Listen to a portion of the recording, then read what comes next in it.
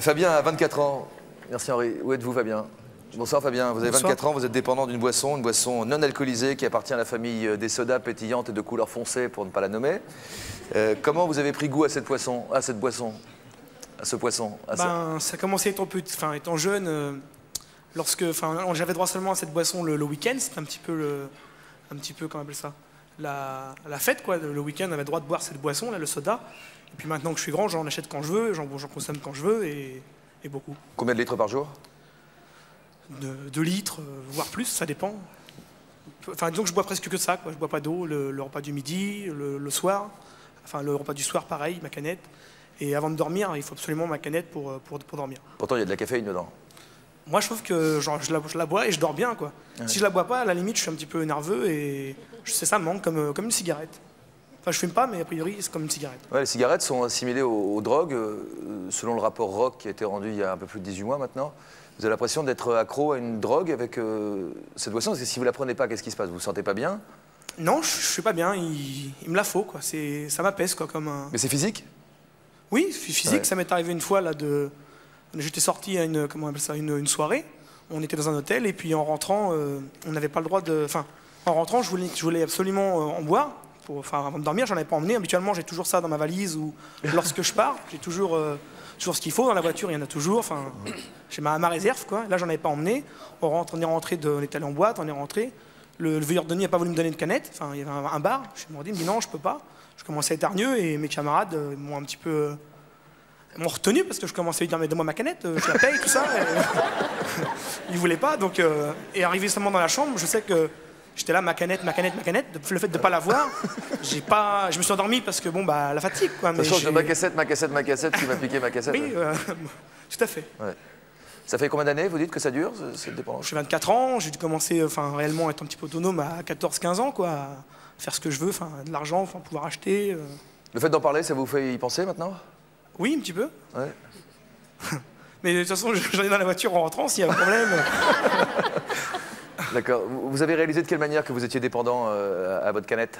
Un petit peu par rapport... je suis animateur dans un centre de loisirs, et les animatrices prennent la pause cigarette. Donc elles vont dans un endroit où elles s'assoient, elles fument. Moi, je vais au même endroit pour prendre ma canette. Ouais. Donc, et puis bon, j'ai vu aussi que si j'en ai pas, il m'en faut, quoi. Un fumeur, il n'a pas ses cigarettes, il va aller acheter ses cigarettes au tabac. Moi, je peux prendre ma voiture à 2 h du matin, aller à son service qui est ouvert la nuit pour en avoir. Mais bon, en général, il y a toujours à la maison, hein, parce que je prévois. Vous faites des réserves? Oui. Ouais. Vous en avez ingurgité combien au maximum par jour? Combien de litres? Au maximum, ça allait de une bouteille par repas et une bouteille avant de dormir. Donc ça faisait au minimum 3 bouteilles par jour. Minimum. Et puis bon, ça pouvait aller dans la journée, une petite pause, quelque chose, quoi. Une bouteille de 33 centilitres ou d'un litre et demi? Non, la bouteille, la Magnum, 1 litre 5. Ouais. D'accord. Et quand il y a eu le petit problème avec la marque, sans évidemment la citer, il y a quelques mois... J'étais un petit peu triste, mais bon, pas désespéré, puisque j'avais suffisamment de réserve. Et puis moi, j'en ai même ri, parce que j'amenais ma canette, par exemple, à l'école. Je l'ouvrais, je les ai vus, je suis hors la loi, je bois du soda. Et donc, non, ça va, j'en avais suffisamment pour tenir le siège, quoi. D'accord. De t'organiser, quoi. Oui, tout à fait. Hein. Quels inconvénients à cette dépendance? Bon, ça peut être la valise lourde, quoi, parce que quand je pars en classe de mer, j'ai la palette qui est dans la valise. Ouais. Si je pars longtemps, il faut que je me débrouille à négocier avec un cuisinier, quelqu'un pour m'en ramener de la ville, ou... Enfin, c'est des inconvénients, on va dire. C'est difficile de ne pas en trouver, quand même. Non, on en trouve partout, hein, même à l'étranger. Le moindre boui-boui, vous avez ce soda, quoi. Votre maman est avec vous, Janine, oui. C'est ça? Elle est à côté de vous. Bonsoir, madame. Comment ça se fait que votre fils soit devenu accro? Pourtant, vous le rationnez quand il était petit, oui, vous le rationniez. Mais une fois qu'il a été un petit peu indépendant, il a fait à peu près ce qu'il voulait, quoi. Ça vous inspire quoi, cette addiction? Moi, je n'apprécie pas tellement. Hein. J'ai peur qu'il soit malade une fois, qu'il ait du diabète, qu'il ait trop de sucre, quoi. Pourquoi? Il y a des précédents dans la famille? Oui, tout à fait. Ça abîme votre santé, vous pensez? Certainement, certainement. Même au niveau poids, tout ça. Bon, je sais que j'avais arrêté pendant un moment j'avais arrêté d'en boire. Je mangeais plus en dehors des repas, donc je faisais pas beaucoup d'efforts. Je mangeais pareil, hein, je mange quand même pas mal. Et j'en buvais pas en dehors des repas, ni manger des bêtises, quoi. J'ai perdu 10 kilos sans rien faire, quoi, juste en n'en buvant pas. Je leur regardais la canette, je disais je te boirai pas, puis bon, ça allait, quoi. Ouais. Mais bon, j'ai pas tenu très longtemps. Ça a été dur? Vous êtes tenu combien de temps? 1 mois et demi, peut-être. Ouais. Et pourquoi vous avez arrêté? Pourquoi vous avez repris? Pourquoi non, je ne sais pas. Enfin, je me suis dit un jour, je vais reprendre un petit coup. Et puis bon, une fois qu'on en reprend, ça y est, c'est perdu, quoi. Donc après, bon, c'est reparti, la bouteille. Enfin, une bouteille, 2, 3. C'était plus. Enfin, j'aimais bien quand j'étais petit, quoi, le week-end, quoi, la fête, t'en avais. Maintenant, j'en ai quand je veux. Et bon, c'est une habitude, quoi. Il me la faut. Le week-end, tous les jours. Voilà, maintenant, c'est dommage, il n'y a plus le côté festif, on va dire. Ouais, c'est ça, ouais. Il y a pas... Pardon, madame. Même quand on est chez les amis, quand on arrive au dessert et qu'il y a du champagne, alors Fabien il dit moi je veux du champagne. Alors la moitié de la flûte suffira, et puis toc, il verse le coca. Alors, j'aime beaucoup le mélange soda et champagne. Tout le monde me dit c'est gâché. Moi je suis d'accord, c'est gâché. C'est gâché le soda. Ok. Je demandais à Emmanuel Palomino de venir nous rejoindre. Monsieur Palomino, c'est pour venir nous rejoindre ici-bas pour commenter les différents récits de nos invités. Bonsoir monsieur, asseyez-vous en face. Vous êtes psychiatre, alcoologue, responsable d'un service pour alcooliques dépendants à Jonzac, en Charente-Maritime.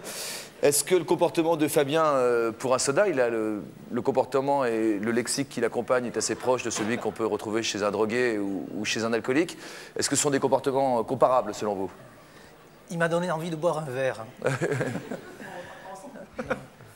Bien sûr, moi je m'occupe principalement de dépendance à l'alcool. C'est clair que c'est beaucoup plus dur, j'ai envie de dire, que ce que je vois aujourd'hui. On a vu de nombreuses dépendances ce soir. Bien sûr qu'il y a des différences en termes d'intensité et en termes de type. Et aussi des différences dans le ressenti des gens. Pour certains, on a vu, c'est une difficulté à se dispenser du produit.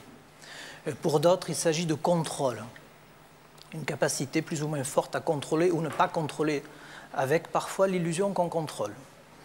Pour d'autres, il s'agit d'un sentiment d'une dette. Si on n'a pas encore pris le produit, on a une sorte de dette envers ce produit. Certains disent « je me sens tributaire ». Pour d'autres, on a du mal parfois à faire un distinguo entre dépendance clairement avérée, stabilisée, et puis une période d'excès, d'abus. Et peut-être pour certaines personnes ici ce soir, la frontière est un peu nuancée. Vous pensez à qui? Je pense à Henri en particulier, c'est le jeune homme qui voit beaucoup la télé, c'est ça? Oui, tu es là. Ouais. Moi j'ai envie de te dire qu'il y a des choses qui pourraient m'inquiéter, à savoir que éventuellement tu n'aies pas plusieurs types de plaisir pour toi. C'est reptile quand même. C'est vrai, et tant mieux, occupe-t'en, et peut-être essaye encore de varier la palette de tes plaisirs. Ce qui pourrait m'inquiéter, c'est que la télé, éventuellement, te retire trop du monde, comme ta maman te l'a dit, et que tu vois moins tes copains, moins des gens de ton âge, éventuellement, moins ton papa, je ne sais pas.